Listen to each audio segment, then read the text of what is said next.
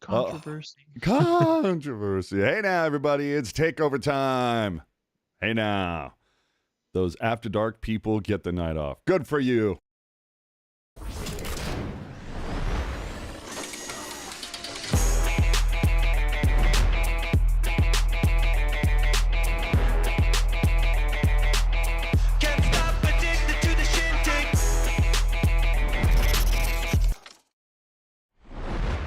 What's that?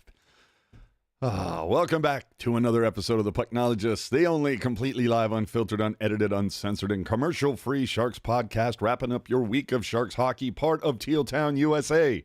And as always, if it's your first time checking out our cast, remember to hit like and subscribe on the platform of your choice.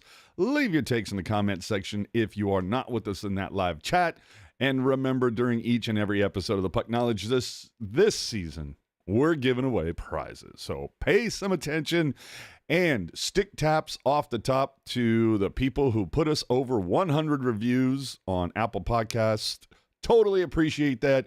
If you haven't been able to get there yet, do us a favor. Please throw in, 5 stars and add your cool review on there. We would obviously appreciate that. So let's go. It's a takeover. You know the way that works. We're covering the game you just watched. And so the Sharks came in. Bro, man. 1 win in their last 8. Now 1 in their last 9. The Sharks scored first in their last 4 games and lost each one. Bro, fuck your law of averages. You know what? This is exactly the way that we wanted things to go. I mean, I had said it to you right before we went live.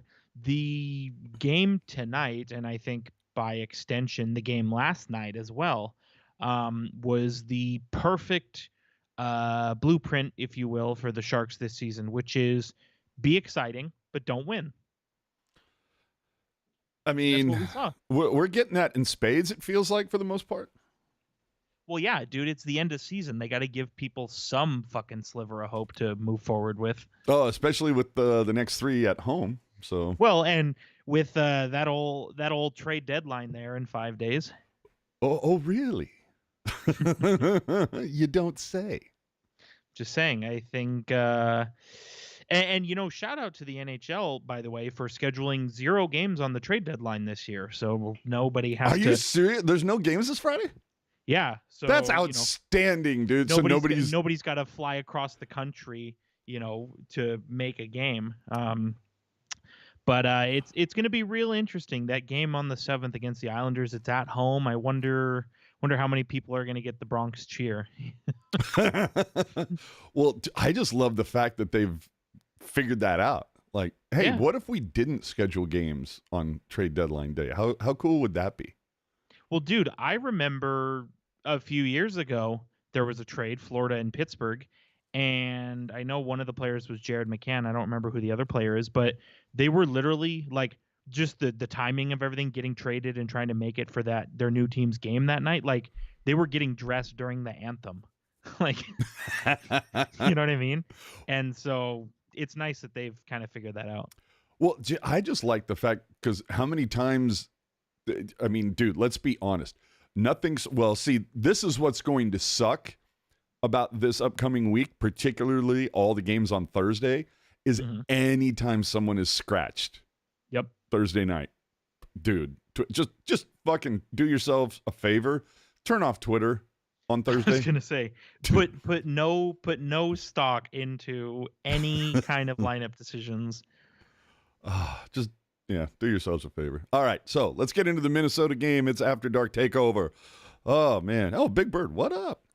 So, dude, the bad news right off the hop. It's Eklund's not playing. He's ill. You're like, all right, no Couture, no Hertl, no Eklund. This could very easily be another 7-2 loss. Really quick, I'm sorry, I must correct myself. Shout out to the chat. There are 4 games on Friday. So the NHL has not figured it out. Sorry to say. Fuck him. Jerk fucked up everybody. Oh, man. But yeah, like, is it just me, or like was Eklund not being in this game really Like, I didn't find it like significant.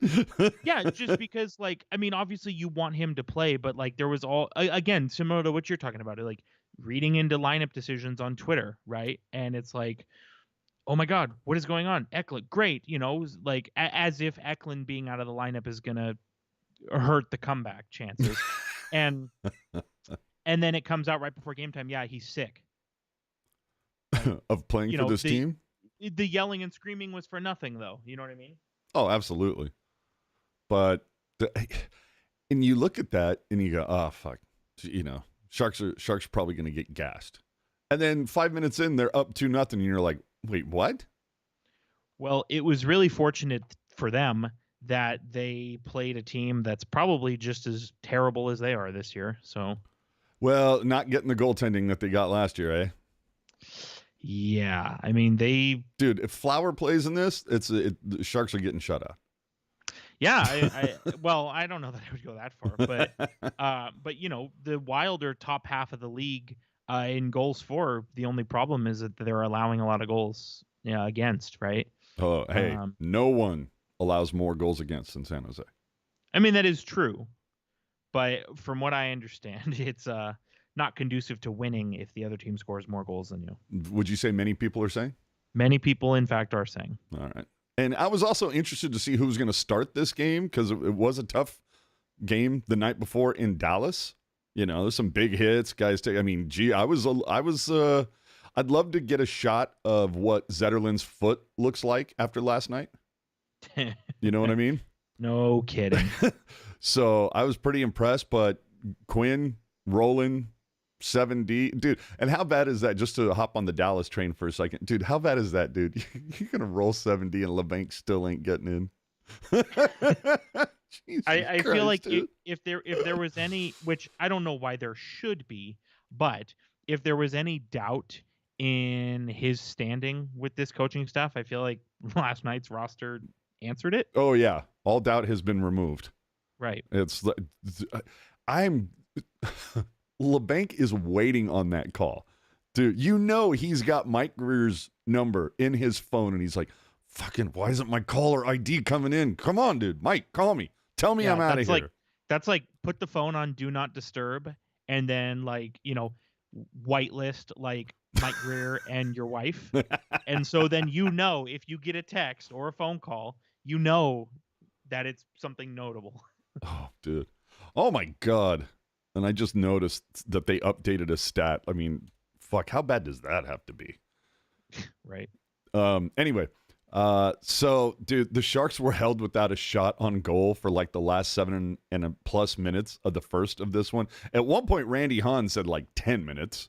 So I don't know who was right. Who does it matter? But Granlund scores a rare power play goal. Then Sturm follows it up with a rare shorty, and you're like, what the fuck is going on? Special teams came to play tonight. Right? But then 50 seconds later, Gaudreau says, oh, we can score on the power play too. But, I mean, and Kakinen never saw that, dude. So well, and how many times have you seen the Sharks score a shorthanded goal and then immediately allow a power play goal? Oh, so like you could many set times. your watch to it. Well, how many times have we seen the Sharks? I mean, literally the last 4 games. How many times have we seen the Sharks blow a lead?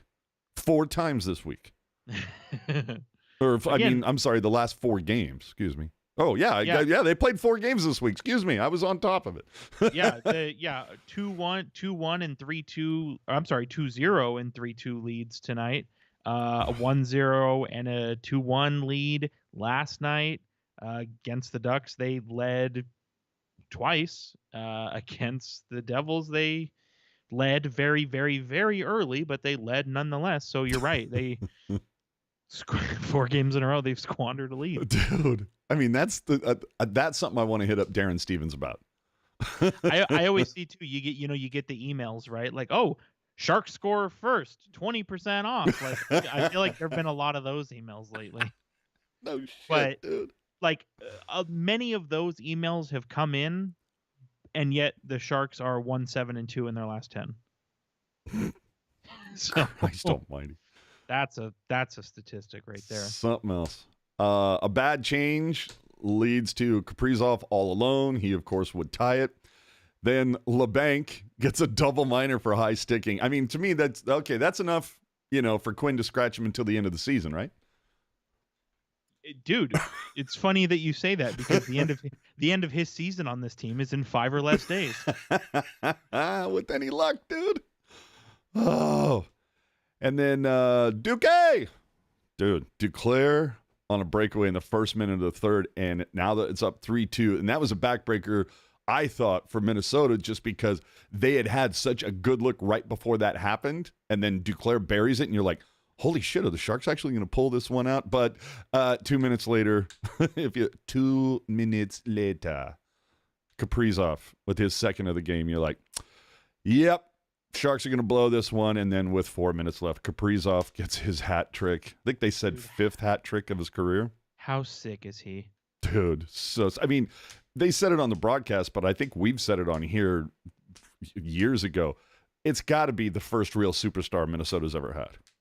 Yeah, and I'd heard them mention that on the broadcast, and I did, they did say, aside from Marian Gaborik, which, yeah, he was definitely a superstar for them, but Kaprizov, you're right, is kind of the legitimate first one, and he's come as advertised, I think, and I don't want to be like, I don't want to be a hipster about this, but I remember thinking like long time ago, 5, 6, 7 years ago, thinking like, man, if this guy can get over here, like it's going to be something real special, Oh, and he's, like I said, I mean, he's already, it feels like he hasn't been around for very long. He's already got 300 points, Courtesy of the Sharks, giving you your 300th. Congratulations. Yeah. And Jesse wants to know, Jerk, you actually think the Sharks can trade LeBanc? How? Dude, anybody can be traded. I mean, we've seen. Well, because if you we've talked about this before. If you prorate his deal, it's only going to cost the other team $1 million. Right. If you're looking at it in terms of real dollars, yes, you're looking at. Well, actually, if the Sharks are smart, and jury is still out, but we'll see. If the Sharks are smart and they use their last retained salary spot on LeBanc, it's only going to cost the acquiring team like nothing, $500-ish thousand in real money. Yeah. And from a cap perspective, what would that be? That's 2.3 million. Like, that's not the worst number to make do with. I mean, especially if it's a guy who brings you offense, right? Like, provided he's put in the right situation. Yeah, that is a consideration, and also like, I'm just gonna pick a random team. Let's say Vancouver Canucks. Currently, I look at this currently team tied with Dallas for points. Yeah, right. But I look at this team and I say, okay, yeah, you can strip a spare part off this team. You look at the Maple Leafs, you look at the Avalanche, you look at the Philadelphia Flyers, who appear to be a buyer for the first time in a while. Like, there are multiple spare parts you can strip off of these teams, Yeah, and dude, everybody gets bumps and bruises over the course of the playoffs, so having a spare part in your toolbox would not hurt. Yeah. Let's get to some quotes from the post game here. Thank you, Eric. Eric. All right, Nico Sturm. We didn't have a lot of energy. It affected us a bit, but for the most part, we played well. I mean, that might be the truest statement I've heard all year from a post-game presser. Well, and Sturm's known for that. Right. Chief keeps it real. But this was this 3 and 4 nights?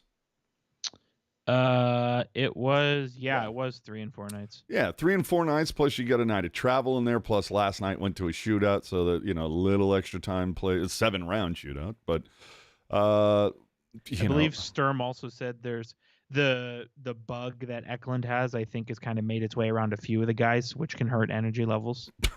Thank God it's not an STD. No? Okay, fine. Whatever. Let's see here. At the end of the day, it might be the one shift where you're not fresh. Let's see. Sturm on the game winner for Minnesota. It was a broken play, a shot from the point, and it lands right on his tape and buries it. Well, I mean, Kaprizov kind of known for doing that. Well, not only that, but just looking at that statement, like I don't like what is anyone supposed to glean from that statement? Like, like anybody who Kaprizov watches, is like, good. yeah, but like if you read that, you're just like, yeah, that's how I saw it. Yeah, back to you, Bob. Right. And then finally from Sturm, it was sloppy today from both teams. We should have found a way to get it today. I mean, yeah, how many times did you blow the lead? So, yeah. I mean, up 2-0, 2-1, 3-2. Like it constantly got away from them. And I give them credit. You know, I give them credit for sticking around in there and playing well, but you know, you have to be able to hold on. yeah. Nine Gang asking, anyone else want to keep Granlund into next season? Depends on what someone's offering to take him, because I'll tell you right now, I hazard to say best player on the team. Yeah, I would agree with that. And I think, again, I might have been last week or 2 weeks ago that we had talked about it. Like, Granlund's one of those players, like, to your point, if somebody is going to come calling about him, why not? Like, if you're the acquiring team, why wouldn't you? I mean, you're essentially getting a 2-year rental, like we talked about. And if you're the Sharks, if somebody's wants to trade for Granlund, you know, now, kind of picking the dead carcass of the Sharks, so to speak, you know, take what you can get. Take the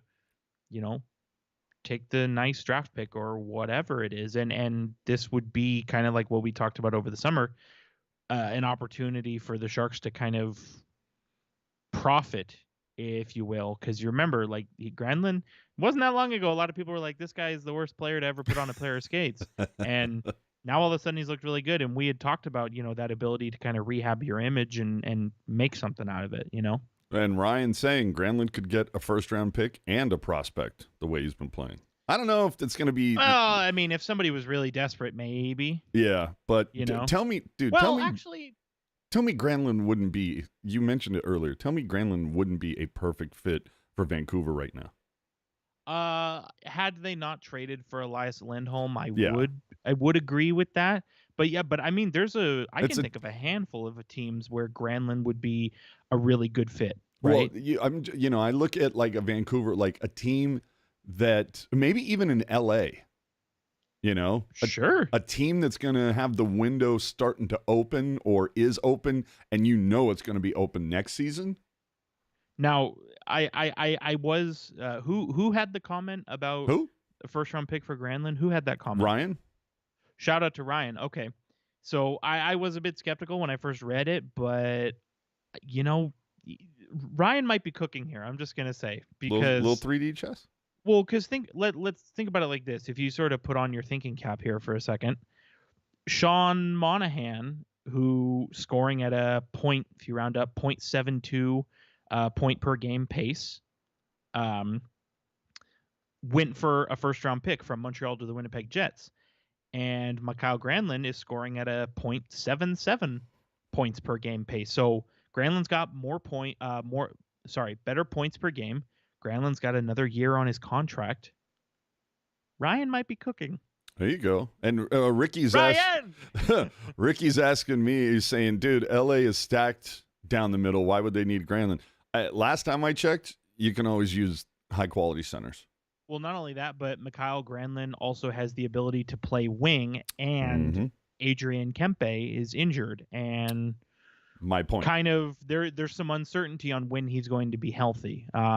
So that is something. It's something to think about, And like I said, I think if we really parked the time, I think we could probably come up with 3 or 4 teams each who could justifiably use Granlund and use him effectively. Over the course of the next 5 days, people will do exactly that.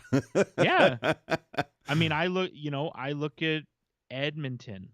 I kind of said Colorado all along. Vegas. Who? Can they afford it?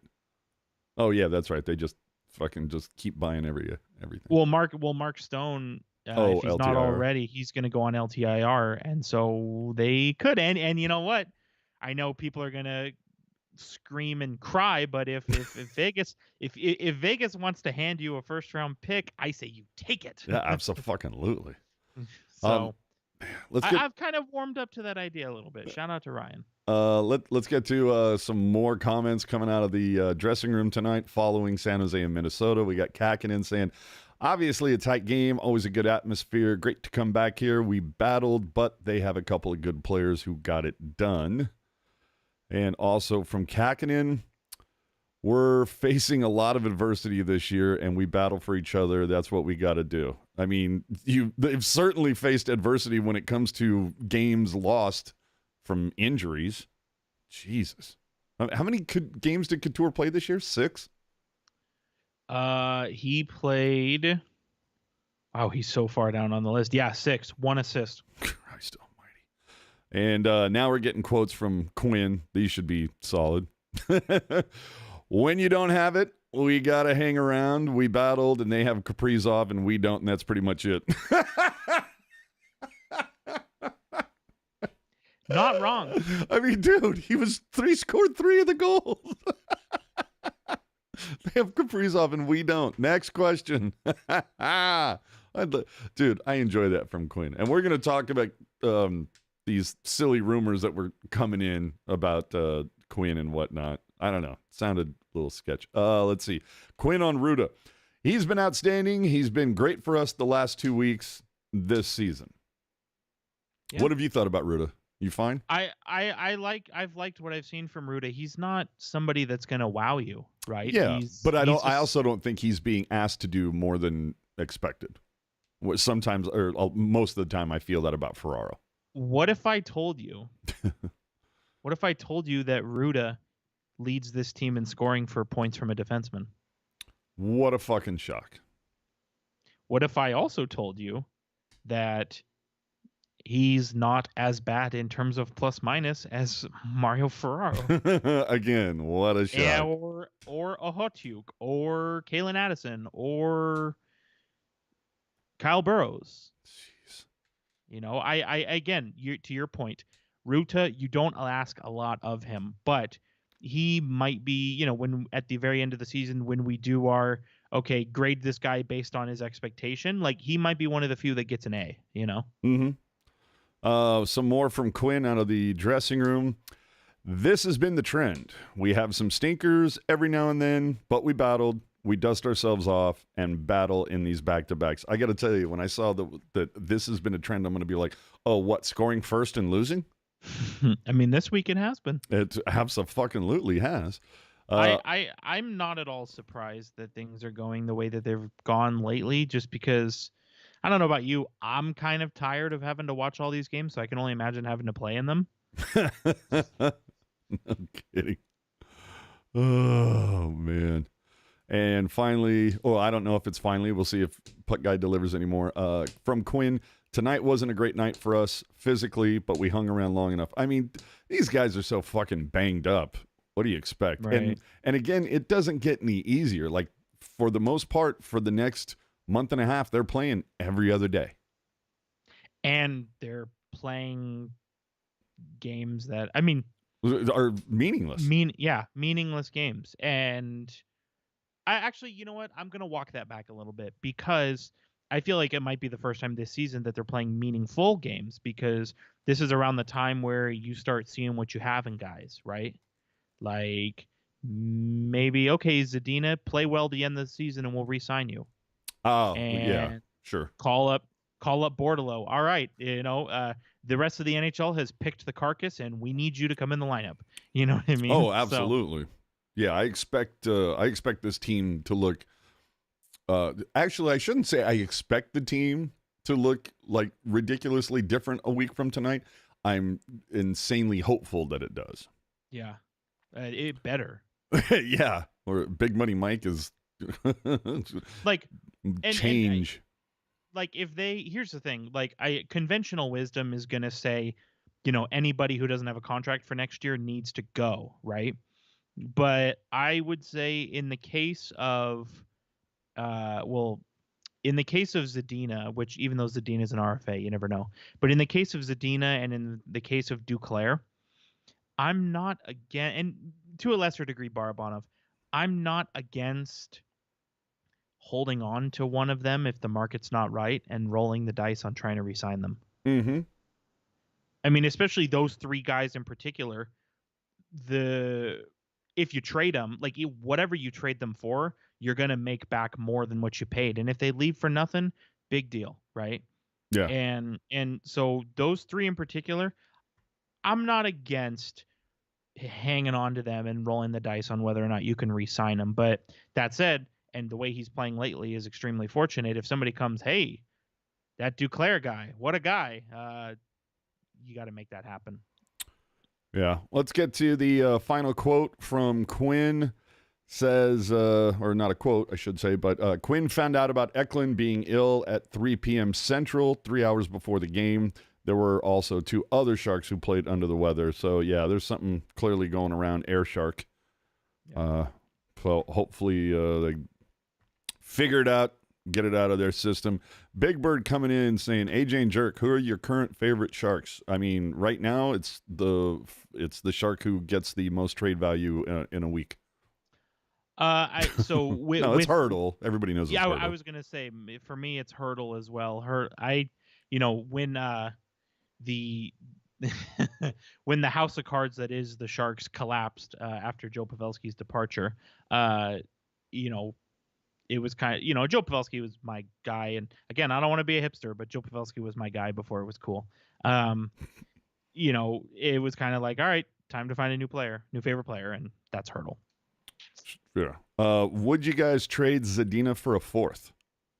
No. I would rather, honestly, I mean, that's not to say a 4th can't be valuable, but if the difference is like a 4th round pick or Zadina playing well enough to earn another contract, I would roll the dice on trying to re-sign him, right? Agreed. Again, I said it last week, 6th overall pick. Like, there's talent there. You just got to unlock it, And lately, I kind of feel like he's been shoving you into a locker a little bit, no? A week ago, yes. This week, I've managed to make my way out. Sure. But yeah, no, I feel you. I mean, even that. I mean, he had a goal. He had a goal against Dallas. So he's maybe putting together some consistency. I mean, too little, too late, but yeah. I mean, he only got a minute of power play time, just under 16 time on ice tonight, but -2 and was 0 for 1 on the one time he took a face-off. Only had 2 shots on goal tonight. So if you took that bet, you probably lost. What would it take? What would he need to do for you to definitively say, yes, let's give this guy another chance? Oh, I think is it a stat thing? Is it an effort thing? Like, what is it?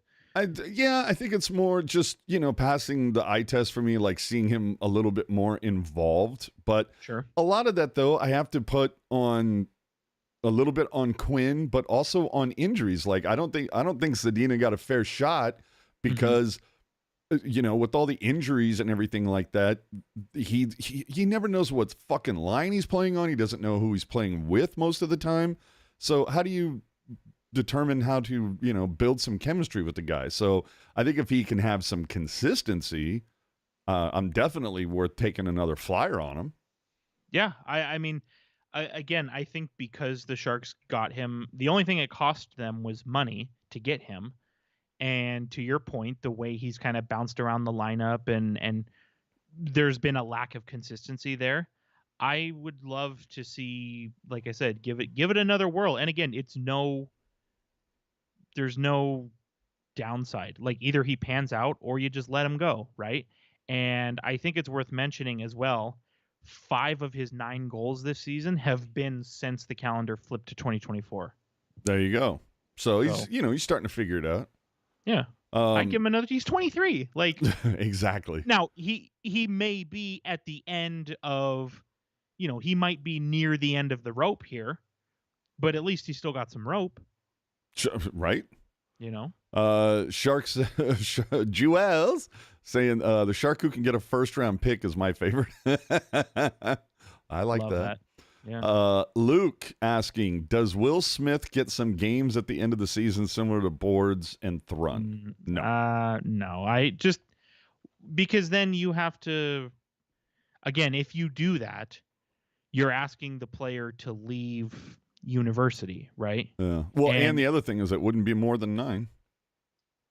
Right. But even then, like, I mean, I don't know. I see both sides of it because on one hand, you could look at what he's done at Boston College and you could say, hey, like, you need more of a challenge, right?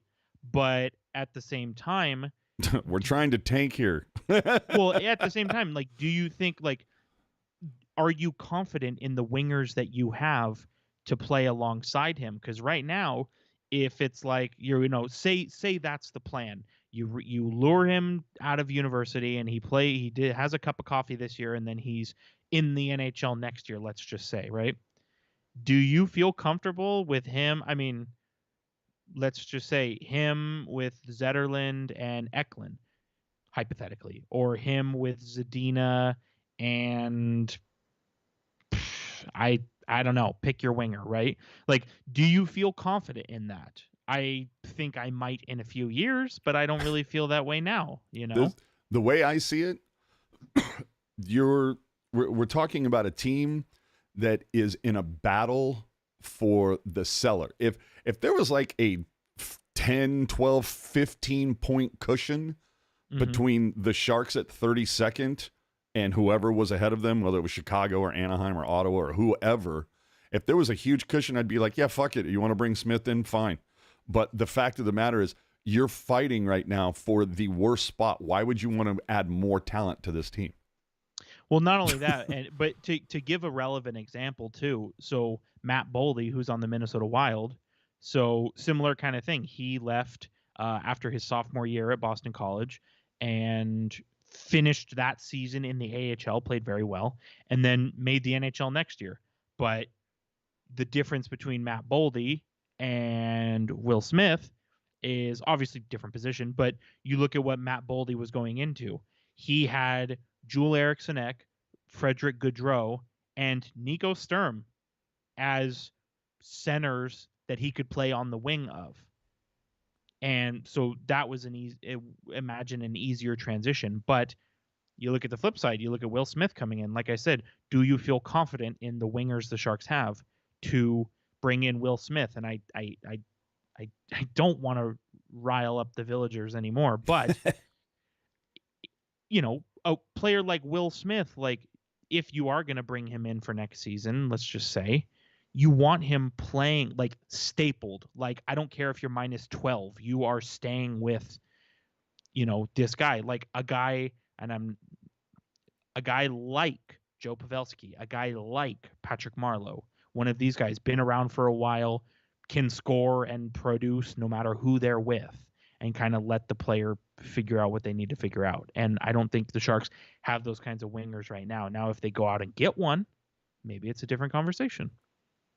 All right. I know there was another comment in here I wanted to get to. Somebody asking, JWC924 says, how do you fire Quinn when he has to deal with AHL level talent and slot them in a roster going up against NHL level teams? Exactly. Yeah, you don't. and we'll get to it in a little bit, but yeah, that's why I had that as part of the show description. It's like, I'm not understanding all the calls for firing Quinn. I mean, like, the Sharks are doing what you want them to do at this point. So anyway, let's move on from the Minnesota game and just kind of touch on what they did this week. So it's a 7-2 loss with Blackwood in net versus New Jersey. Again, Sharks score first and early, and then it fucking goes sideways. And so many former Sharks. Dude, Timo, Tierney, DC Moon. Plus you got Holla. But dude, the one thing that stood out for me, like Barabanov, I thought had a really good game in that one. So it's, and nice to respond too, right? Exactly. So I at least liked seeing that. And I did think it was funny that Timo Meyer thought he scored, but nope, offside, sorry.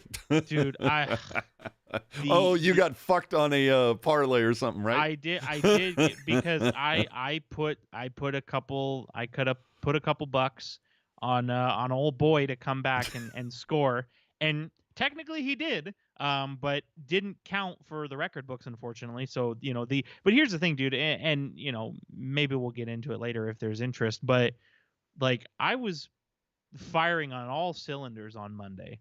And so I think the NHL just kind of wanted to say, okay, this guy needs a come this guy up. needs to chill out. So, we're tired of looking at his tweets.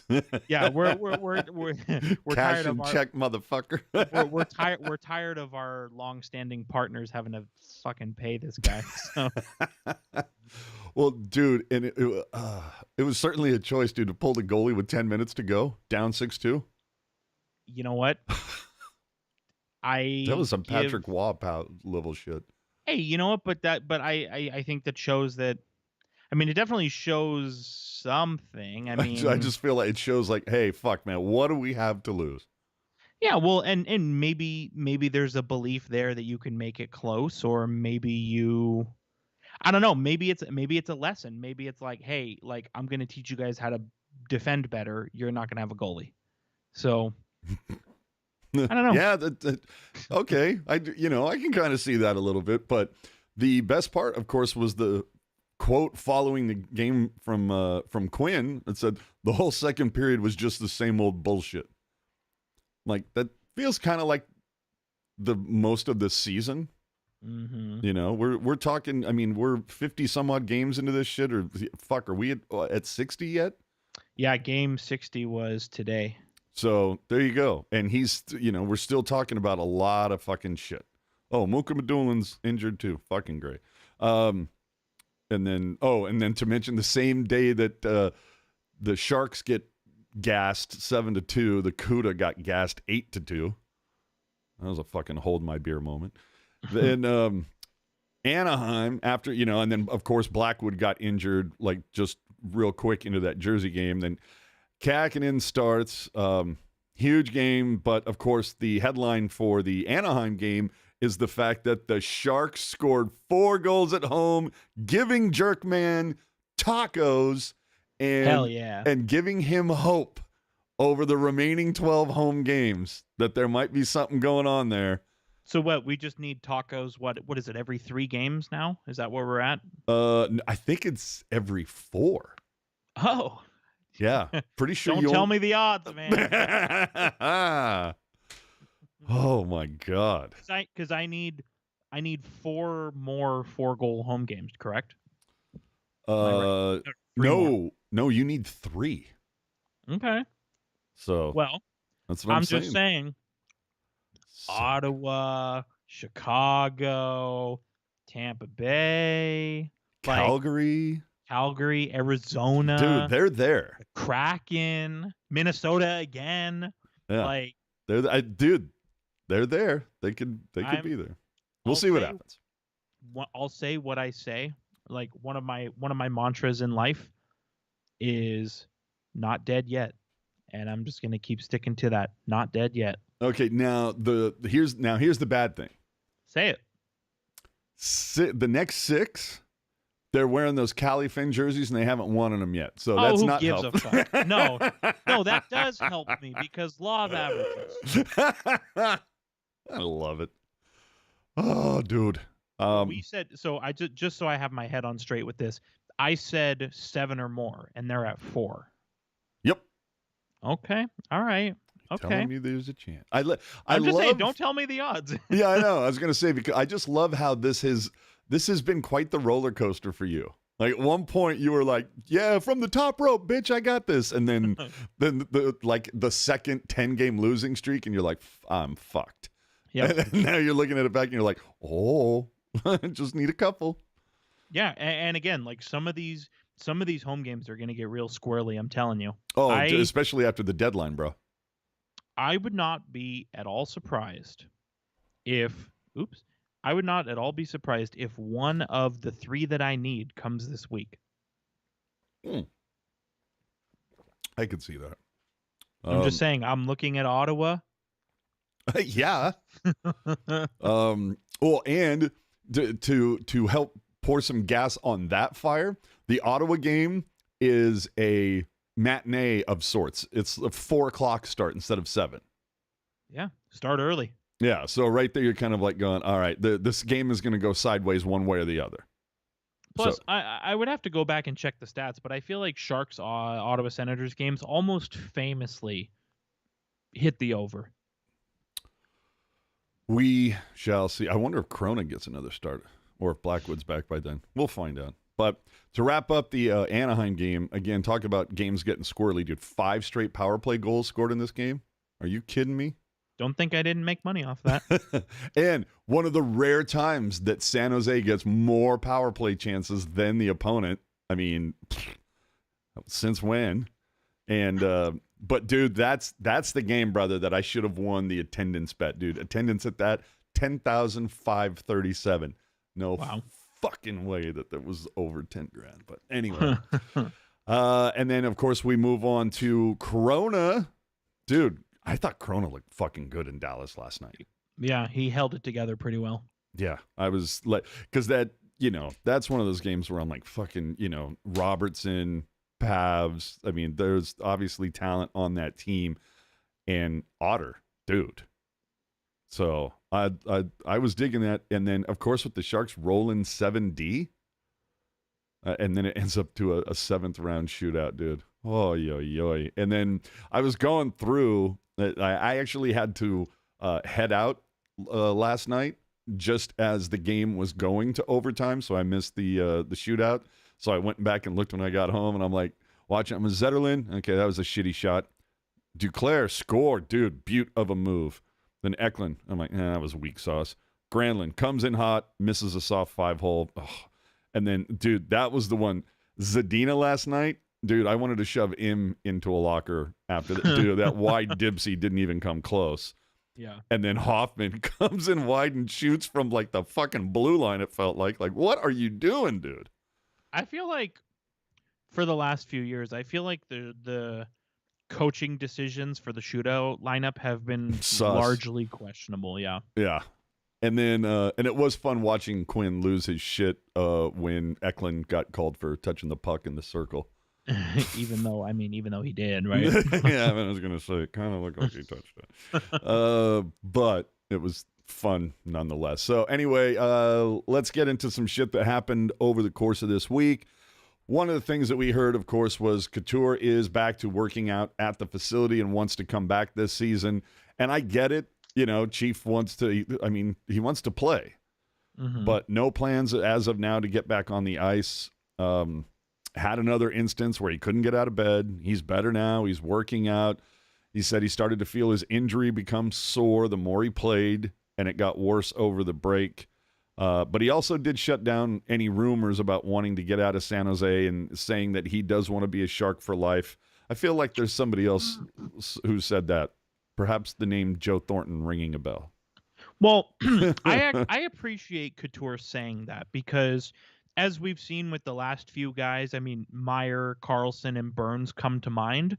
The response to those speculations were always, well, I'm just going to let my agent figure it out and we'll see what happens. And I'm focused on playing the games. And like you always hear some kind of way to sidestep the question. And I feel like Couture saying that he wants to be a Shark for life, maybe it's lip service, but at least it's lip service that appears to dispel the speculation, right? Yeah.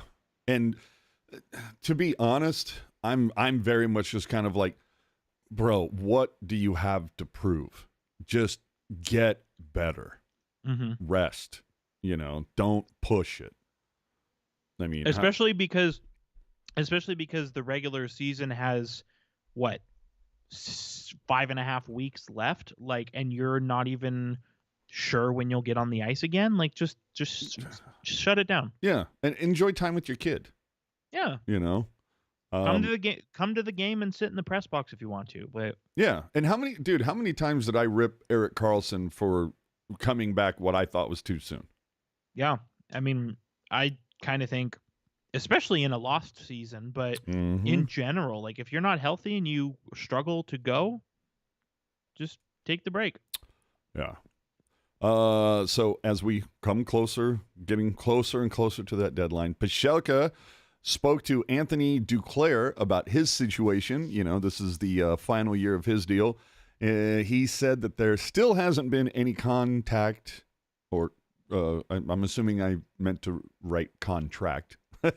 No contract talks with the Sharks. But he said, just me talking, it sure looks like Duclair will be on the move by noon, March 8th. I would be disappointed but not surprised, right? Because like I said earlier, like he's a guy that I would. When you say disappointed, like disappointed to lose the player?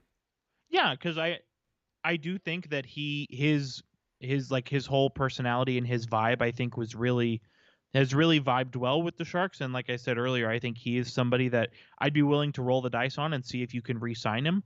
But at the same time, the fact that there's been no contract talks and we're 5 days out from the deadline, he's probably going to be gone. Well, and it's one of those, maybe it's a case of Grier is just waiting for the right call, right situation, whatever happens. But if for some reason Grier doesn't get the value he's looking for, maybe on March 9th, if Duclair is still wearing teal, maybe then they just push it off to the summer.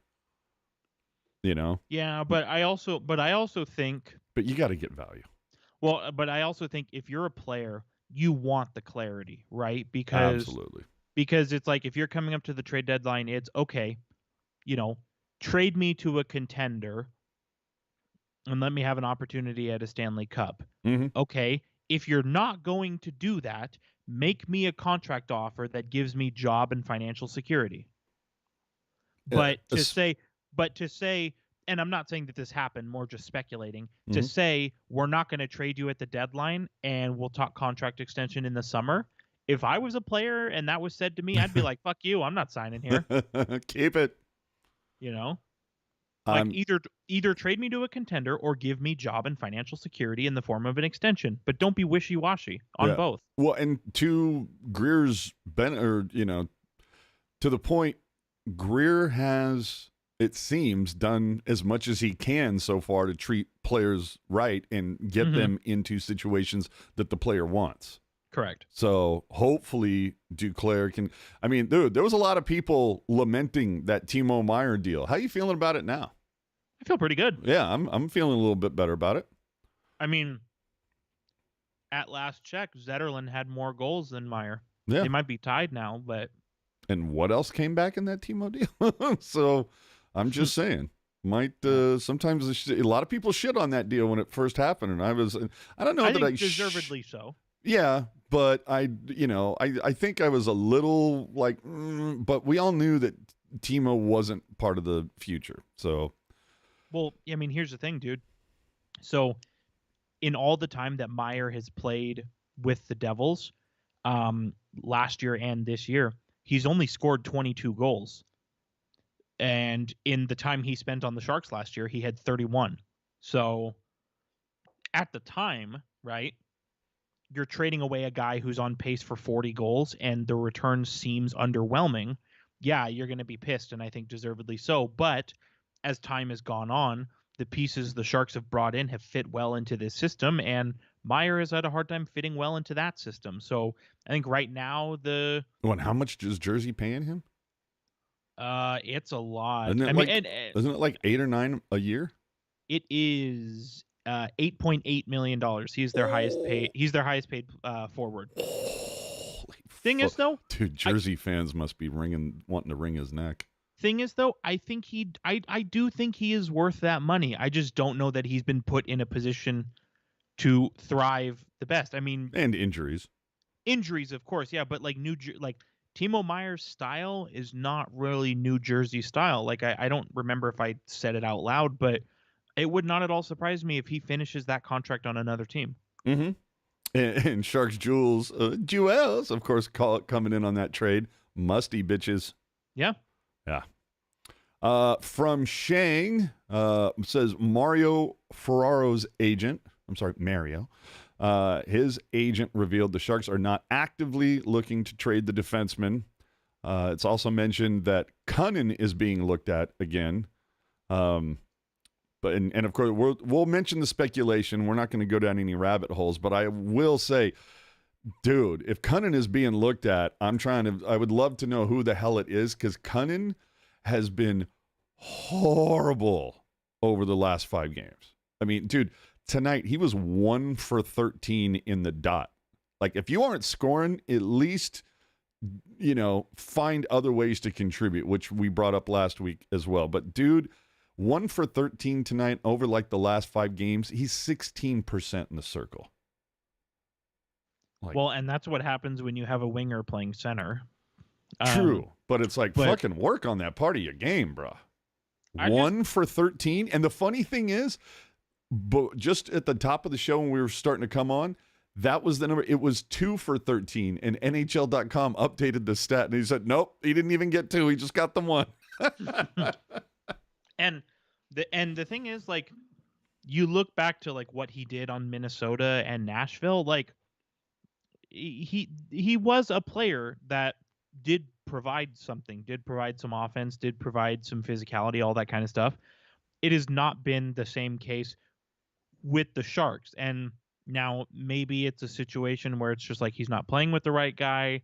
Maybe it's a situation where there's not a lot of skill around you to get you the puck and also to make room for with your physicality. So, I know he's a pending RFA, and I know he's got an A on his jersey in the absence of Hertl and Couture. But again, same thing. If somebody's going to decide that they need him on their team, don't hold back. Throw him overboard. Mm-hmm. And, Timo's 8.8, and his NMC kicks in next season. Whew. Yeah.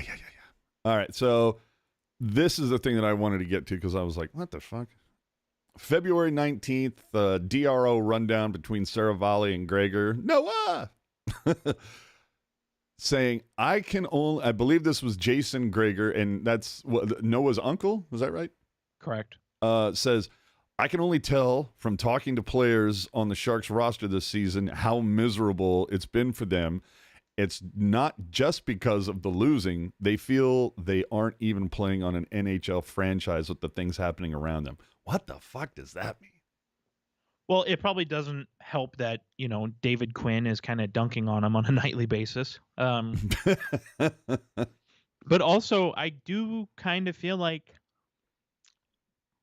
I don't know, like, I can see why, as a player, why it would be frustrating, when it's like, why am I supposed to give it my all, and why am I supposed to want to be here when, and I'm not saying that Mike Grier should change his stance, but when the GM is playing for tomorrow, is playing for the future, Mm-hmm. like if you're if you're Anthony Duclair, let's just say, you're Mike Hoffman, you're Alexander Barabanov, let's just say, and this is all speculation, like the plan is to build a franchise that can contend long after you're gone. So it wouldn't surprise me if a lot of guys are like, why don't you just get rid of me now? Yeah, no shit, I would take that. So I believe the response from Saravalli was, I've heard some ridiculous stories about lack of preparation stuff that's not ideal. And I'm just going, in my mind, I'm listening to this and I'm going, man, fucking 5 years ago. That's all it was, 5 years ago. The Sharks were in the Western Conference Finals. And it could easily be another 5 years before they sniff a playoff spot.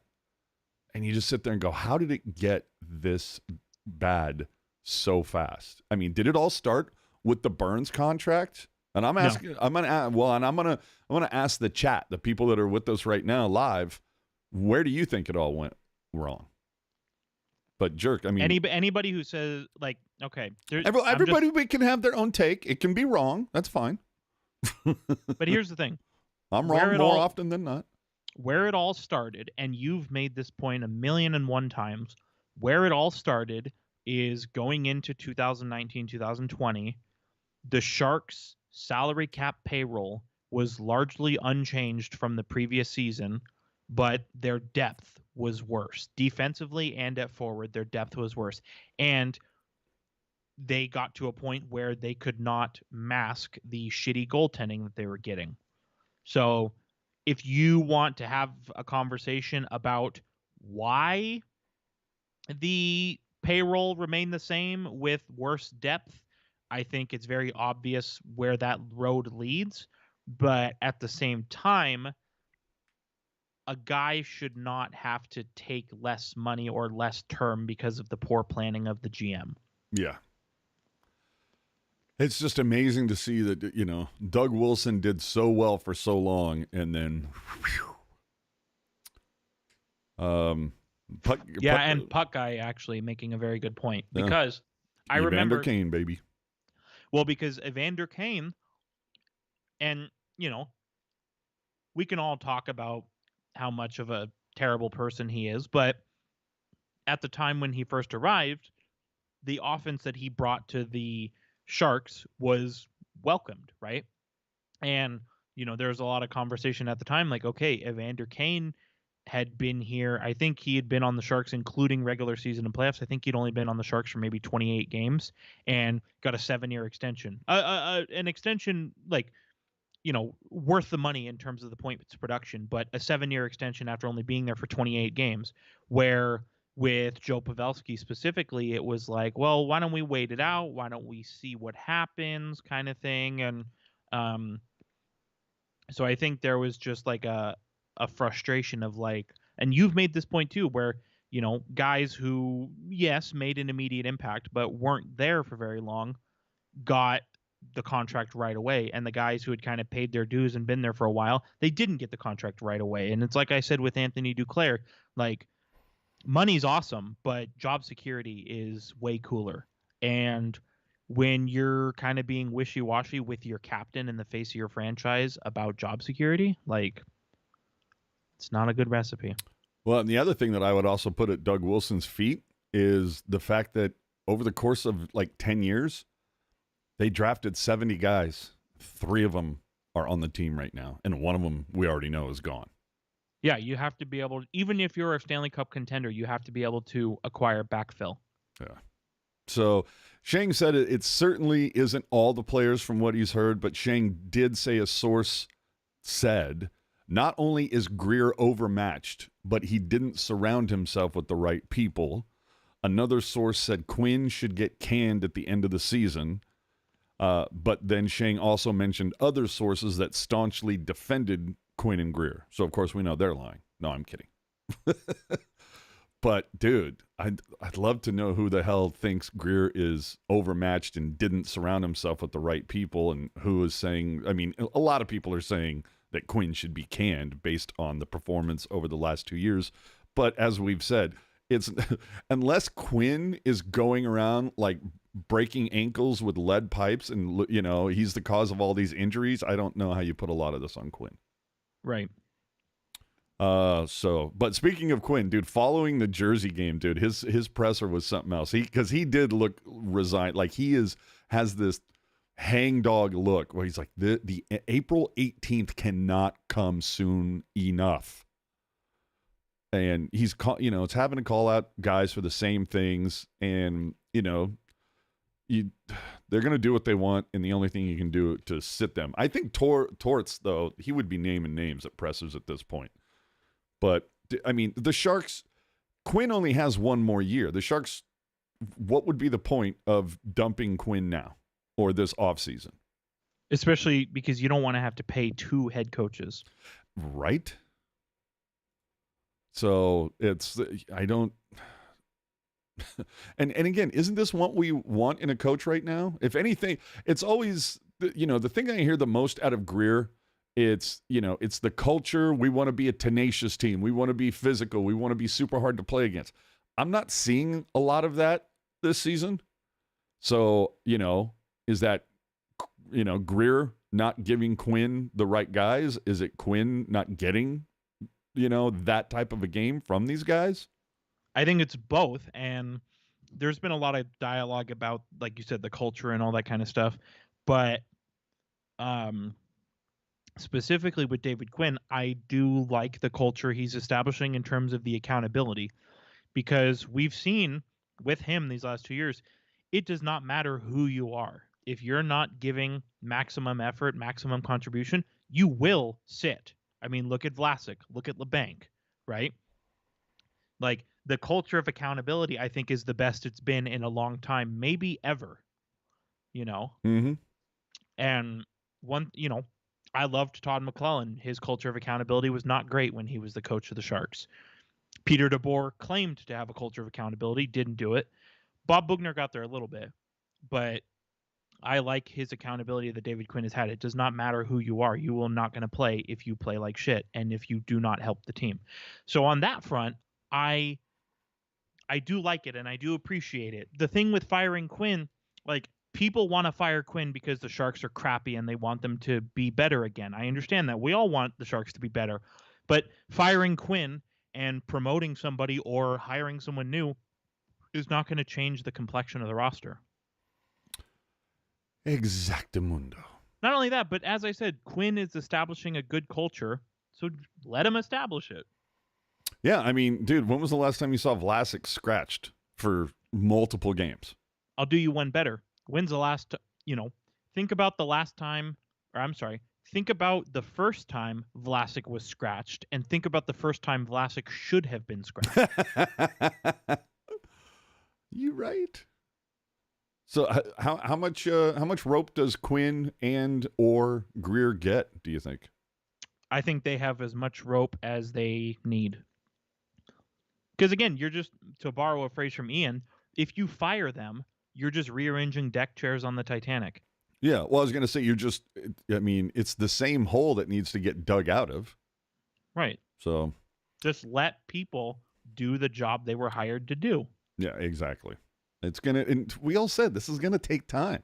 Yeah, I don't know why people are like shocked that the Sharks are terrible. Like, it's because we live in a world where you can order something and it's at your doorstep 2 days later. Nobody had to deal with the whole 6 to 8 weeks for delivery thing. Why don't we just Amazon Prime a good Sharks? Absolutely, dude. The other thing that I felt was a little bit noteworthy. I'm interested to see what's going to occur between now and next season when it comes to the warm-up jersey thing. And the reason why I ask is because who was it? Duclair, I think, or oh gosh, wish I had that.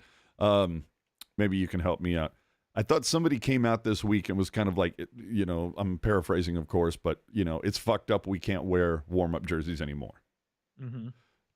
Dude, the Black History Month jerseys that the Sharks just did barely sold, and only which sucks because they were awesome. Dude, they looked so cool with the boom box and everything.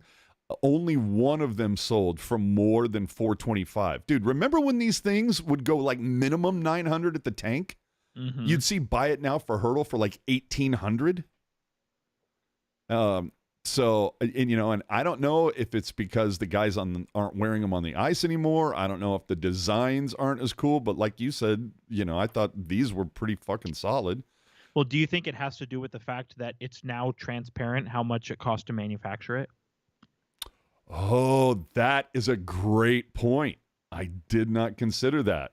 Yeah, they have to list what fair market value is.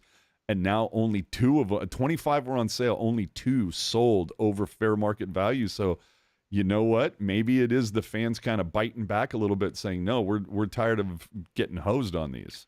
I just think it's hilarious. And I think it's hilarious that, and I think you were kind of talking about this before, say the Kyle Burrows jersey and the Tomas Hertl jersey are going to have different fair market values. Like, that's hilarious to me because the jersey, the name and number kit, the process to put it all together is the same, whether it says, turd sandwich or whether it says Joe Pavelski is God. You know what I mean? Like, Mm-hmm. It's same process. So to say that the fair market value is different to me it's honestly laughable, and it kind of feeds a conspiracy theory that I have that if you want to know more about, you should really subscribe to the Discord. AJ knows what I'm talking about. Hell yeah.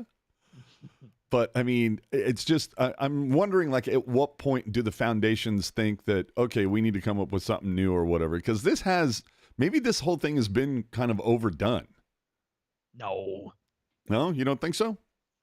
Because you the got to come up NHL with. went the other direction. Like, people love the specialness of it, the uniqueness of it, the causes, the fanfare and the celebration of it all. Whatever the theme night is, people love the whole vibe around it. And because the NHL took things backwards, interest has waned. All right. Yeah. You're not, because I still see them on social media, and the design, Florida and Vancouver tend to fucking kill it, dude. Yeah. So dude, you're right. Those Florida ones and those Vancouver ones are both really, really nice. Yeah, whoever is their designers, man. Jeez, like, just make them design everything for all the other teams. Yeah. Because they fucking kill it. But yeah, I'm a little. And then talk about getting hosed on jerseys. Puck guy saying, "Ask the guy who paid $1,100 for Nico's Cali Finn gamer." Dude, I don't want to go down the rabbit hole, but I feel like gamers are so ridiculously overinflated when it comes to prices. Yeah, I agree. Because, and this is way too much inside baseball, but it's because the culture surrounding like game worn jerseys and all that kind of stuff has evolved from like a fun sort of keepsake, for fans to feel like an extra connection to like their team or their player.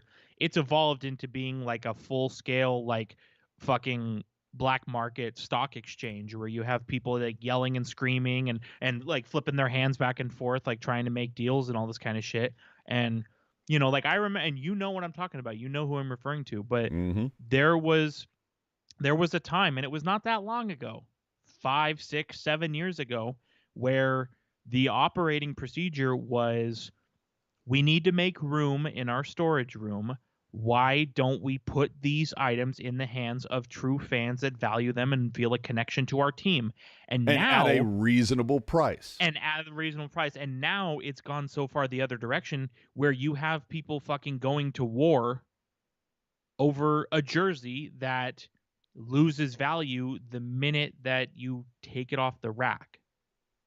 And it's become a battle. And I remember the equipment sale. And, there's a certain F word that has to do with this, and I'm not going to say it, but you know what I'm talking about. I feel like they suck. Mm-hmm. And I remember you and I showed up to that equipment sale together, and we were like, wow, this game-worn jersey is double the price it was a year ago, and they're not even selling it in this store. You have to go online and buy it. Mm-hmm. So it's evolved from like a fun fan engagement thing to like a legit like black market stock exchange. Yeah. When it was a local thing, a local event and everything, then I really enjoyed it. Once it went online, everything went online and that type of a deal, it's just like, yeah, fuck, here we go. Mm-hmm. So the that the whole marketing plan of like gotta be there is dead. Yeah, no shit. Hey, we were talking about trades, trades earlier. I have good news and I have bad news. Say it. So right now, Pittsburgh, that pick that the Sharks got, dude, they're 10th. Remember, it's a top 10 protected pick. Right now, it's 10. So you go, fuck! But 12th by points percentage. So you kind of go, fuck yeah. Mm-hmm. So it's like, oh man, come on, Pittsburgh. Come on. Now, are they having like issues with injury, or are they just kind of sucking a little more this year? Like, I haven't been paying attention to those guys.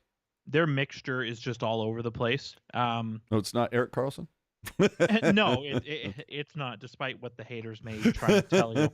But because they're getting good seasons from their guys. I mean, there is a degree to which injury is playing a factor. Brian Rust is hurt, but they're not quite getting. I mean, they're getting good goaltending from Tristan Jarry, but they need a bit more from him. Not much more, but a bit more. Um, you know, guys like Ricard Raquel and Riley Smith have not worked out there. I mean, that's two top six wingers that are not doing what they need. So that's obviously hurt things as well. That's not to say a winger or two is going to change their fortunes, but I do think this Pittsburgh team is better than the record may indicate. Mm-hmm.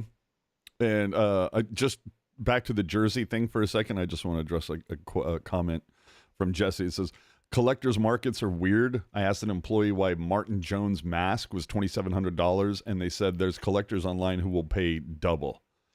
And of course, the phrase is that an object is worth whatever someone is willing to pay for it. Mm-hmm. But I would take that a step further and say, well, maybe an object is worth what more than one person is willing to pay for. You know, like just because one slapdick is, you know, has too much money and is going, yeah, that jersey, I'm going to pay, you know, $2,200 for it. And then 2 years later or whatever, you see him trying to like sell it for $3,000, no takers. Well, you know, it was worth $2,200 2 years ago. No, you paid $2,200 for it. You know what I'm saying? Exactly. I don't know if you've been, besides the Pittsburgh thing, I don't know if you're looking in the standings, dude. And, I don't know if this is from T-Mac getting the Spanish Archer, but, dude, LA's starting to heat up, my brother. Vegas getting the injury bug. Remember a few months ago when I was like, you know, Vegas might be a wild card this season. Dude, LA's only 1 point out. Vegas is another team where between injuries and cap considerations, they've not been able to build a very deep roster. Like the top of that roster is good, but the depth is not there. Either way, Like I'm taking it. it's like it was a couple weeks ago, 2 or 3 weeks ago, like we were saying that this might be as wide open as things have been like maybe ever. Sure. Like there's no clear-cut favorite, I don't think. Mm-hmm. And you know what? Now that I'm looking at my rundown, I'm thinking like I might have come up with with one of those future games. Like maybe we do a couple different prizes for the last Pucknologists of the season, but we set them up now. Sure. Like what will be the shot on goal differential at the end of the season? Because right now, dude, it's -400. Dude. Anyway, hero and zero. I mean, I think it's pretty fucking obvious. Granlund, 2 goals, 3 assists, 5 points over his last 5 games. I think you can give a shout out to Duclair, but if anything, it's like, hey, the guys you're hoping are bringing value are, you know, doing well. Yeah. So there you go. Who's your hero? Give it to Chrona. No, we will not be doing that. No. No, I think my hero and the stats this week don't bear this out, but if you look at the play, I think you kind of get a different picture, is Capo Kakkonen. Like, especially as things have gotten uncertain with Blackwood, Kakkonen has played very well. And your stats are going to look bad when you lose games. We all understand that. But he still played well, just like watching the game with your eyes. He's making timely saves. He's doing really all that he can and then some to keep the Sharks in the game. And, you know, coming up 5 days away from the trade deadline, as we mentioned, whether he works himself into being a trade option or whether he works himself into being a goaltending option for the Sharks going forward, either way, I think he's played well enough to kind of extend his NHL life, so to speak. And we'll see if that's on the Sharks or if it's on another team. All right. Zero, I mentioned him earlier. Dude, Cunnin. Guy's ice cold and can't win a fucking face-off. And, again, another guy that you're like, oh, fuck, I wish this guy was doing a lot better than he is simply because, like, up that trade value, my brother. Right. Who's yours? Yeah. Well, because I have an honorable mention if you don't touch him. Okay. So my zero this week, and I hate to do it, but maybe it'll lead to something. Do it. It's going to be Fabian Zetterlund. Ooh. 10, 11, 12, 13, 14. He's got 1 goal in his last 13 games. Like it or not, he's the team MVP this season. You need more goals from him, especially play. Zetterlund's the team MVP over Granlund? Okay, maybe there's a conversation there, but Zetterlund I think has been more consistent, Okay. or at the very least close in consistency. And bottom line is 1 goal in your last 13 games. Like, the Sharks are relying on Zetterlund to provide the offense. Just look at what he's done. Like, I mean, leads the team in goals for 1. For 2, is getting very close to the top in terms of ice time amongst forwards. Just need more. All right. Honorable mention for 0 of the week, Mike Hoffman. 0 of the fucking 2024, dude. So fucking bad. And he was the one who took the stick to the grill last night, right? I believe so, yeah. Fucking A, what a dud. Oh, yeah, as Steven is saying in there. And Puck Guy, dude, calling it out. Dude, you might have to, once the date is locked in, you might need to be getting on an airplane out here, dude. That equipment sale will be epic if they're going to clear out all the Adidas shit, bro. Got to make that room. That might be a multi-day sale. I got eyes and ears in more places. Yeah, that's true. Dude, you probably will get a video call, like seeing the inventory like a couple days beforehand, and you're like, yep, take that one. Yep. Okay, throw that in a box. Cool. Thank you. All right, some NHL-related stuff as we start to, I don't know, I think maybe it's about time to call last call, if you will. So there was a story that came out on BBC.com. Dude, I don't know, did you see this? Found hockey cards valued at $3.7 million. People love their trading cards. I don't get that. I don't get what do they call it? The hobby? Mm-hmm. I don't get it. For a piece of cardboard. That's fine. Yeah, I mean, if that's your jam, go for it. I'm not sure a lot of people understand podcasting, but here we are. Solid point. We're just here to wear like cool shirts and shit, right? Yeah, it's funny that you show that off. I'm wearing the t-shirt version of that right now. Nice. Yeah, I just scored the hoodie yesterday. So, and if you go and look, dude, the t-shirt and the long sleeve version, they're gone. Oh, so, really? Yeah, and this is all that's left of this design. So, which makes me go, why aren't we ordering more of these peeps?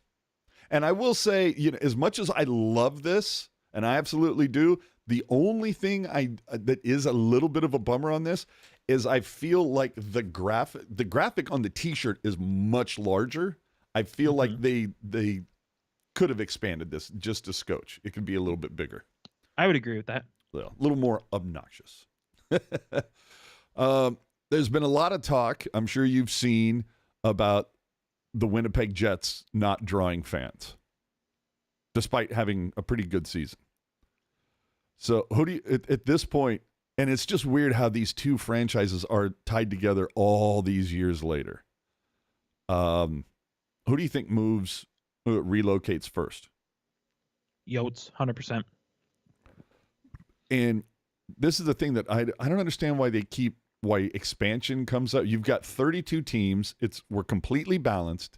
And I understand the only reason why you're going to talk expansion is cha-ching. But when two teams are not doing well, it's like, why would you even consider expansion? Where do you think the Yotes, do you think they end up in Utah? Because I would be surprised if they don't. I mean, dude, Utah just seems like they're fucking just, they get like the whole state is, those big, those tall, skinny air things that are out in front of car dealerships. Mm-hmm. Like, I feel like Utah is just one big one of those right now, trying to get sports teams. Yeah, I would agree with that. I mean, I would think like Arizona has had opportunity after opportunity. Like, even take away everything that's happened before this current ownership group. Arizona has had multiple opportunities to come up with an action plan, get, something going on. I think the fact that there's now Glendale, Phoenix, Tempe, there's multiple cities in Arizona that are just not interested at all. And I think it's time to just acknowledge reality. And it kind of reminds me, the way Arizona has been lately, like within the last year and a half, ever since the whole University of Arizona thing has come up. It kind of reminds me of the My Pillow guy a little bit, where they say, "Hey, you guys got an arena?" And they're like, "Yeah, we're gonna have an awesome arena. They won't let me reveal it yet, but just wait till you see it." And then the time comes, and it's like, "I never said we had an arena." Like crap or get off the pot. Yeah, no doubt. Hey, Mikey J, appreciate the comment, buddy. That's very cool. Pettersson signed an 8-year deal with Vancouver after like so many days of trade speculation, proving again, like we've said before, most should just shut up until something happens. But how good is this for Van? Oh, it's huge for them. It's huge. He's kind of he's pushing his name kind of into that sort of top 10, top 5 player in the league, and just the way he's played. It's like I always make this argument. Like I wish that the Hart Trophy was done similar to the Masterton Trophy, where every team nominates their MVP. Like this guy would get a lot of first place votes, I think. And I know he doesn't have the points that a Kucherov or a McKinnon do, but his value to Vancouver is like crazy. Oh, it's huge. Yeah. Oh man. All right. We got to talk about it because the story keeps going. Excuse me. In the continuing saga of Nike, Fanatics, and the MLB uniforms, Michael Rubin came out this past week at some sort of seminar or something and said, quote, "We're making the unis exactly to Nike's specifications and we're getting the shit kicked out of us," end quote. That's the first time I've ever seen like a CEO throw their business partner under the bus. Like, it's not us, it's them. But, dude, Nike has had a sterling brand reputation for decades. Now, I'll be the first to say over the last 5 years, it's taken some pretty big fucking hits. It does seem like Nike is suddenly fine with like, no, let's just cut corners.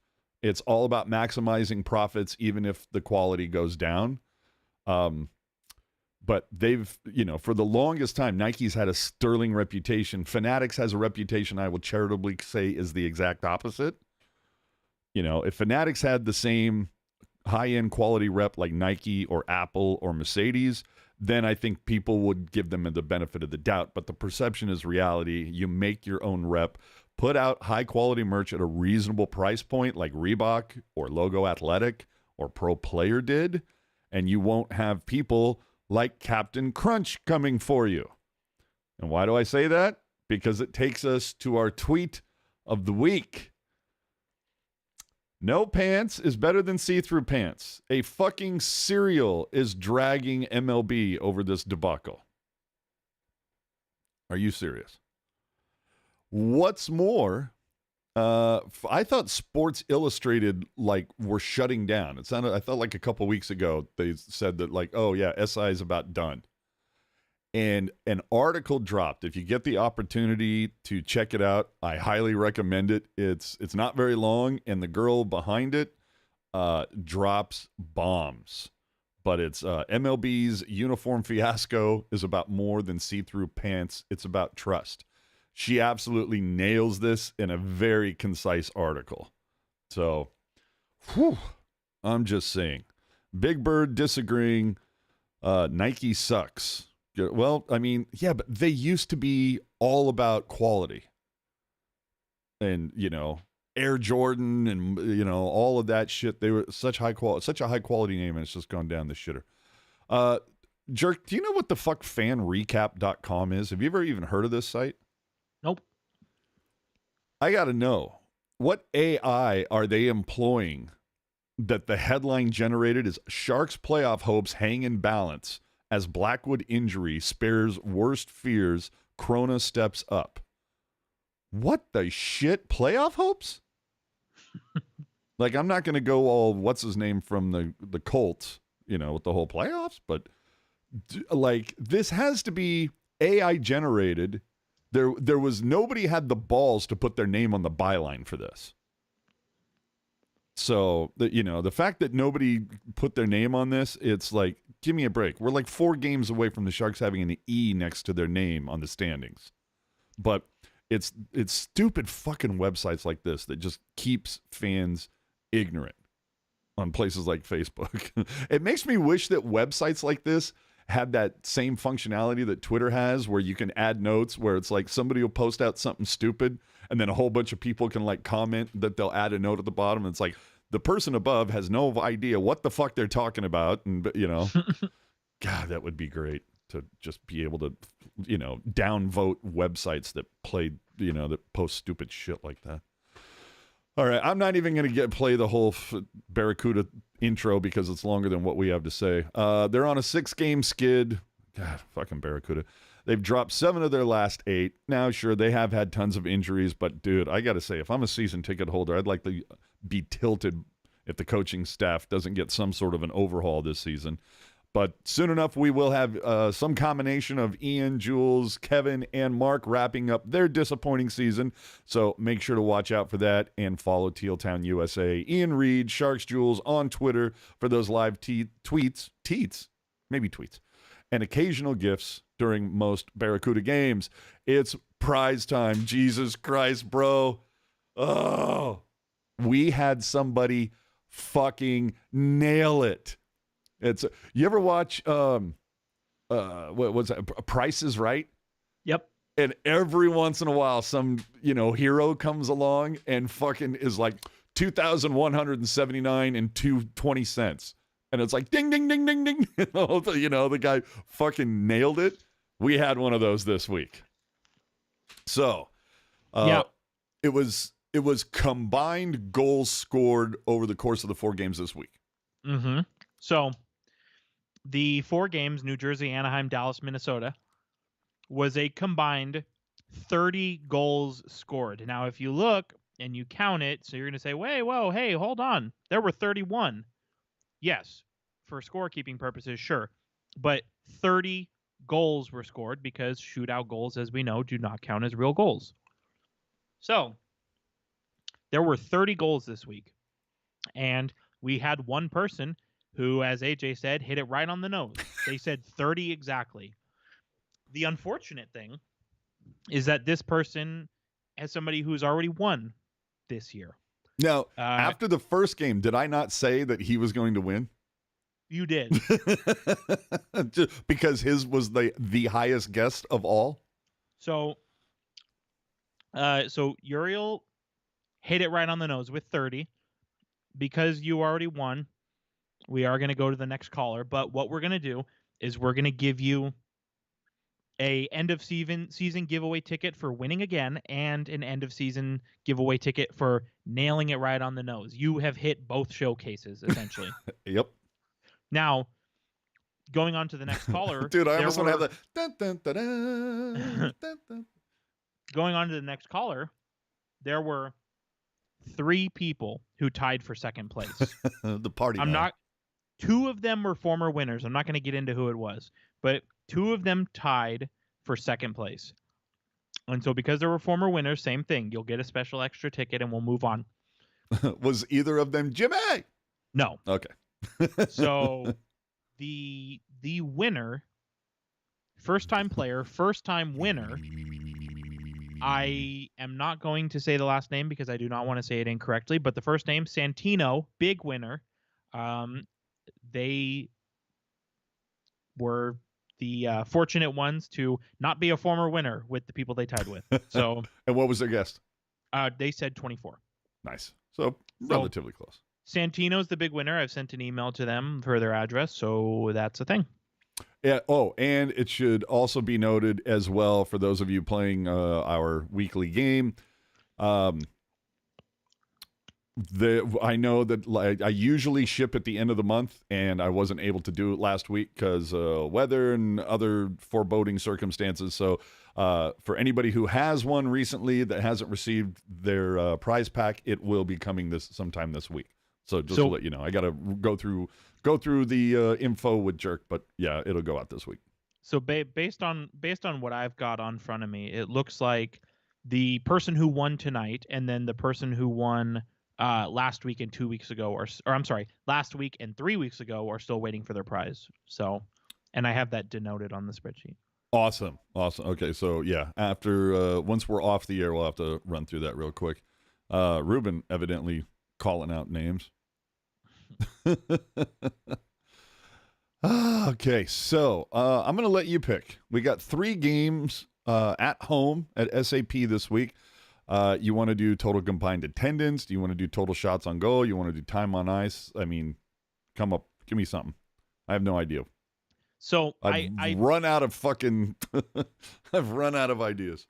The thought did cross my mind of doing an attendance, and I'll tell you why. Because, Joe Pavelski's coming back, so that's one. But also, you look at Dallas, Cup contender.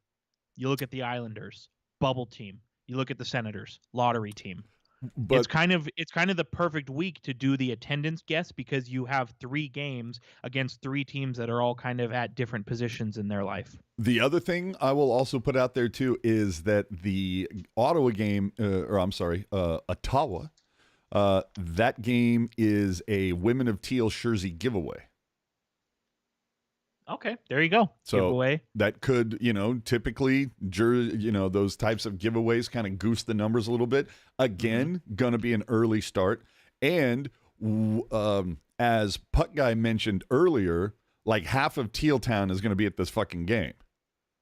Like Jewels, myself, Puck Guy. I think Dana said it was mentioned that Dana's going to be there. Wouldn't surprise me if somebody else shows up. So, are we doing the show live from there next Saturday? This goes to show you how involved I am with the rest of this stuff. But anyway, yeah, that's happening. So, all right, total attendance then. So 3 home games, total combined attendance without going over. Yep. I did mention earlier that the game versus Anaheim drew 10,537. I'm not saying that means. Well, you know what? I'm just gonna let Jerk give you the answer right now, since that seems to keep occurring over and over. The answer. Let me think about that. The answer is going to be. I think the answer is blown in the wind. The answer is going to be 38,922. Okay. That's your answer. 10 billion. But okay. So anywho, $1, Bob. $1, baby. So there is your prize pack question for this week. Email hockeyjerk10. That's all one word. Email hockeyjerk10@gmail.com with your answers. Remember, your answers must be submitted by puck drop of the first game. Although, because of do you want to give them a little longer? Just say puck drop by the second game? No, I would say puck drop by, which it won't matter anyway because we never get late submissions. But I would say puck drop by the second intermission of the first game. No, you know what? First intermission. Okay. Because I usually see Shang or Pashelka tweet out the attendance figure like about halfway through the second. So let's just say has to be submitted. You know what I mean. So anyway, hockeyjerk10@gmail.com with your answers. We'll, of course, announce the winner or winners next week. If for some bizarre reason 2 people, well, you just gave them the answer, so we'll probably have multiple people just submit that. I would be shocked. I would be shocked if there was a tie. Yeah. Remember, outside the US 48, you cover the freight if you want the goodies. And there we go. Let's see here. I did see a couple of questions that I wanted to get into before we kind of wrap it all up here. AJ, what happens first? The Sharks make the playoffs or Fanatics makes decent merch? Well, I mean, I hate to burst your bubble, but despite everything we said about Fanatics, they do make nice stretch fit hats, so it's already happened. Yeah. Sorry. AJ and Jerk, are any of y'all concerned about Matt Rempe for the Rangers being involved in as many fights as he has in his young NHL career? I mean, dude is huge, but somebody else on this team has to fucking stand up once in a while. Kid's gonna get fucking killed. I'm not concerned just because, like, it's a choice, right? Sure, but I mean, what was it? Was it the fight against Reeves where he actually kind of like looked at the bench and was like, "Hey, do you want me to go or not?" And they were like, "Yeah, fucking go, do it, whatever." Mm-hmm. And then finally from Trey asking, let's say we do move on from Quinn, who would you like to see take the helm? I mean, he's already on the bench, right? I mean, here's the thing. Is like, Warsofsky not fated completely? It probably would be him, but again, like where the Sharks are at right now, as long as the person is like a living human, like it really does not matter. There you go. So, how'd you do on your bets this week? Was there a prop on Jack Hughes losing the handle on a penalty shot with 2 seconds left against Anaheim? So, it was nobody. I don't think anybody seemed to notice, which is unfortunate because you missed out on an opportunity to make some money. But last week, right as we wrapped up the show, I said, going into the game, it was on Monday, the 26th. I said, if you turn on the Seattle Kraken game, put a little sprinkle on Oliver Bjorkstrand to score a goal. And he did exactly that. So you missed your opportunity to make some money with me. All right. How are you making our viewers, our listeners, money this week? So this week, let's see. There's a good smattering of games tomorrow. I would say, okay. This one is a low-hanging fruit. Hey, money's money. I'm gonna take it. So, if you're looking tomorrow, the horse eye, St. Louis Blues, Philadelphia Flyers, put a little scratch on Jordan Kyrou to score a goal. All right, there you go, everybody. He's telling you how to make money, people. Yeah, I'm just saying. All right, coming up this week, we mentioned it: Dallas, Islanders, Ottawa, and remember, next Sunday it's going to be our, we're going to cover all the big money Mike moves that were made. When does the deadline kick in? Is like Friday at noon Pacific? Correct. So there you go. So, and let's be honest, I know the other people that are involved with Teal Town. Chances are somebody has already planned that there will be a Teal Town Live next Friday at noon. At the very least, something else is planned on Friday for the afternoon. I don't know what, but I would bet some way, shape, or form. Ian, Jewels, the Erics, the Felix, the Dana, whoever, or Mark, people will be talking. I would probably shoot. I would imagine it's probably going to be like some of those people. Well, Puck guy already saying, myself and Jules will do a trade deadline special. No Ian, but Ian likes to yell. I don't know. We'll see what happens. But next Sunday, we'll be back, and we'll obviously be here to give our takes. And we'll hopefully we'll be somewhat calm by then. A couple days will have passed. We won't be like, I can't believe they fucking traded. But none of that shit. So on Twitter, you can follow him at hockey_jerk. You can follow me at AJ_strong. Remember to subscribe to the YouTube channel here and leave your take in the comments section of the video if you are not with us live. And you can always keep us commercial free by using the super chat option during our live shows, or better yet, use Venmo. Find us at Teal Town USA, because, hey, now, we don't want ever to have to fucking put the brakes on a fun conversation to tell you, what? Stamps.com. What was the other one?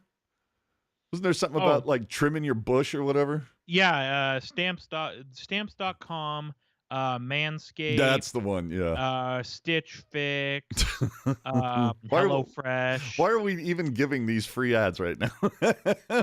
We don't want to have to put the brakes on a show. So when you throw us a couple bucks using those options, it goes a long way. Again, if you're listening on Apple Podcasts or if you have access to it, if you could throw us 5 stars and a cool review, it's big time appreciated. Only take you a couple minutes. You can find links to our social media, podcast, apps, and all that stuff, all the fun stuff. It's included in the show notes. Find everything on tealtownusa.com for now. And, of course, remember to check out After Dark that follows every single Sharks game. And so that's it, everybody. We're wrapped up. Any final words? Anything you're looking forward to over those? Because I'm going to the game next Saturday. I'm gonna pick up the Women of Teal jersey and might hand it to a female friend of mine. I'm looking forward to the trade deadline. Hell yeah. The trade deadline has pretty consistently been like my favorite day of the year. For hockey season, I kind of feel like it is the whatever your holiday, it's the holiday of the hockey season. Well, and considering how bad the season has been for the Sharks, it's like, well, at least there's that. Yeah, and I did see, and I am gonna put him on the spot a little bit here. I do see that Ian works on Friday. Fingers crossed that maybe a stream of the trade deadline coverage gets put up in Discord before you head for work that day. Maybe, please. Just putting it out there. Oh, a little TSN, you're saying? Yeah, so the last few years, like usually one of the people in Canada, they'll do like pull up like a cable stream of the trade deadline show, and then like screen share it into the Discord. Oh, that's so awesome. Yeah, and not to like assign tasks to Ian or anything, but he has done it the last 2 years. So well, and the other how many times though have we seen that too? Like you'll see like fucking YouTube URLs floating around, that have the stream or whatever, and you just like, oh, I wonder how long it'll last. And it could last for 2 minutes, it could last for 2 hours. Right. It's such a crapshoot. Fucking trade deadline roulette going on. Pretty much. Oh man. Well, I'm really looking forward to it too, because again, this team is going to look so different next Saturday. I'm hoping. They should. Right? Will we see a Bordelot or a Gushin, provided that they're not injured by then? But are we going to see any of those guys, anybody that's on the Couture right now, finish out their season with the Sharks?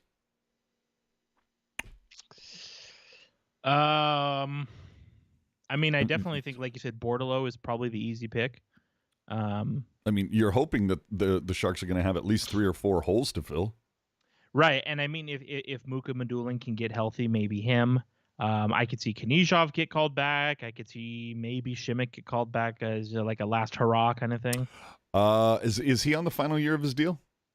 Who? Šimik? Yeah. Yes. So, yeah, last hurrah. That would be kind of nice. The Redeemer. Oh, man. And Juels says, look for Beasted to come over at least to the AHL. Well, I mean, if that happens, at least you promote the fuck out of it, Kuda. Just saying. So we thank you so much for joining us on this takeover edition. Remember, next week is our normal time, 7 p.m. So we will catch you all next Sunday following 3 Sharks games and our trade deadline takes. Have a great night, everyone. Here it is, your moment of Zen. Fire everyone.